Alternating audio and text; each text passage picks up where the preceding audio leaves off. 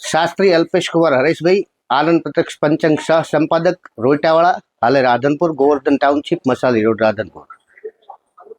6/12/2025 ની રાત્રે ડાયરો અને 7/12/2025 ના દિવસે સિકોતરની ચલિત પ્રતિષ્ઠા રાધનપુર ગોવર્ધન ટાઉનશીપ ખાતે થવા જઈ રહી છે.